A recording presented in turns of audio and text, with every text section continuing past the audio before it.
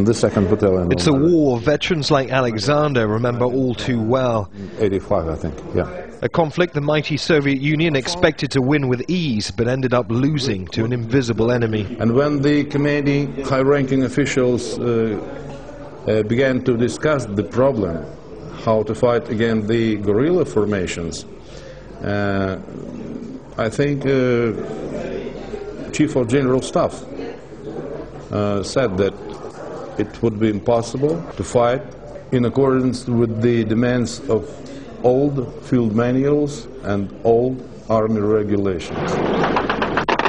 The Soviet Union threw its bombers, helicopters and tanks at the Afghan guerrilla army, the Mujahideen, but was still forced out. More than 15,000 Soviet troops died in the war. They killed 500,000 Afghans, maimed many more, and turned millions into refugees. I'm not a political person. I'm a soldier.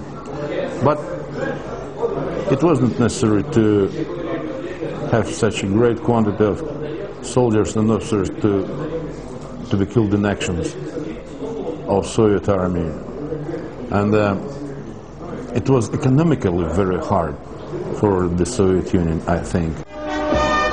War veterans meet annually in February to remember what many have called the Soviet Union's Vietnam. 20 years after the Soviet pullout, NATO troop numbers have grown to equal the size of the Russian contingent. But does a similar fate await them? It depends how you judge the Soviet experience and whether you judge it positive or negative.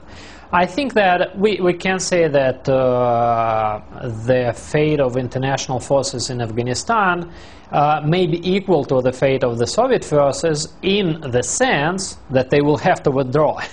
In a Moscow museum, relics from the Soviet invasion are on show. Here, people can draw their own lessons from defeat. Russia has consigned the war to the annals of history, a conflict that marked the beginning of the end of Soviet imperialism, a defeat that still haunts military leaders to this very day. Neave, Al Jazeera, Moscow.